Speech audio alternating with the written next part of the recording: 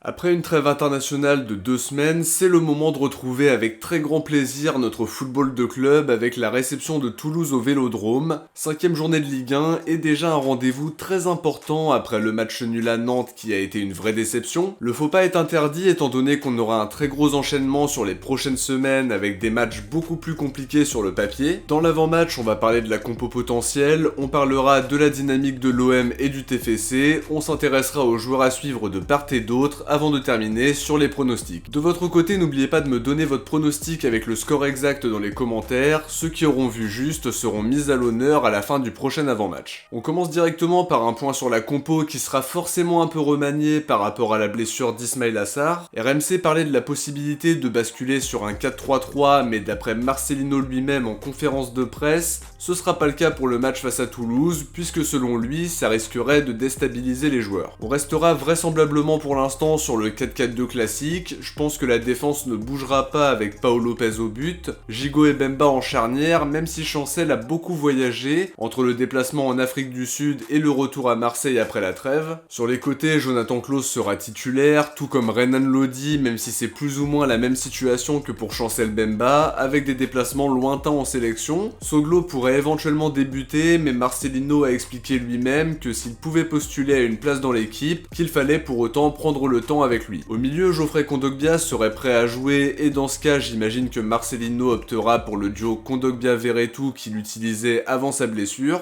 Offensivement parlant, il sera obligé d'innover, et personnellement, je verrais bien Unai à gauche dans un rôle de milieu excentré. Il mérite d'être aligné après ce qu'il a montré en sélection, et je pense que ça peut vraiment être intéressant. Dans ce cas-là, ça permettrait de mettre Iliman Ndiaye à droite, et devant, de mettre un duo Vitinha-Correa pour que Correa puisse jouer au poste auquel il a évolué les dernières saisons, et notamment à l'Inter. Après, peut-être qu'Aubameyang débutera, mais je trouve que Vitinha mérite beaucoup plus une place de titulaire à l'instant T, et que ce serait le choix le plus logique. D'ailleurs, n'hésitez pas à me dire ce que vous pensez de cette compo dans les commentaires, et évidemment, à me donner la vôtre. On passe à l'analyse des deux équipes en commençant par l'OM. On est revenu en détail sur le début de saison dans une vidéo qui était sortie au début de la trêve, et dans laquelle je passais en revue tous les matchs depuis que la saison a commencé. On sort d'un match nul très décevant face à Nantes alors qu'on était dans une situation hyper favorable, on marque très tôt, ils sont à 10 très rapidement, mais ça se termine en match nul. C'est un scénario qu'on veut plus voir parce qu'on a déjà grillé 2 jokers alors qu'on pouvait prendre 4 points supplémentaires, et quand on regarde le classement, on peut pas s'empêcher de se dire qu'on aurait pu être leader avec 2 points d'avance sur Monaco. Face à Toulouse, la victoire est impérative, faut enchaîner avec une 3e victoire consécutive à domicile pour confirmer notre très bonne dynamique au Vélodrome, et surtout parce que le calendrier est loin d'être simple par la suite. On va jouer Paris, Monaco, Le Havre et Nice. Dans le lot, il y a 3 équipes qui font un très bon début de saison, et on peut pas se permettre de prendre autre chose que les 3 points face au TFC. L'important pour le match de dimanche, ce sera d'être beaucoup plus tranchant offensivement, de continuer de se procurer des occasions, et d'être solide défensivement sur 90 minutes. En termes d'intensité, faudra être à fond du début à la fin, mais je pense que ça viendra tout naturellement avec l'énorme ambiance qu'il y aura au Vélodrome. Si on baisse d'intensité après avoir ouvert le score, on se mettra à nouveau en danger avec cette fameuse tendance à reculer et à subir. Espérons qu'on fera un grand match avec si possible un beau festival offensif et un clean sheet pour prendre le maximum de confiance avant d'aller aux Pays-Bas pour affronter l'Ajax et d'aller à Paris pour le Classico le week-end prochain. Côté toulousain, le début de saison est contrasté, il y a eu le match nul face au PSG qui est bien sûr très positif, la victoire 2-1 à Nantes, une défaite 2-0 à Strasbourg et lors du dernier match, un match nul 2 partout face à Clermont. Il y a un élément qui est vraiment essentiel à rappeler, c'est qu'ils ont proposé un jeu très sympa la saison dernière sous les ordres de Philippe Montagnier, qui est depuis parti après avoir remporté la Coupe de France. C'est son ancien adjoint Carles Martinez qui a repris le flambeau,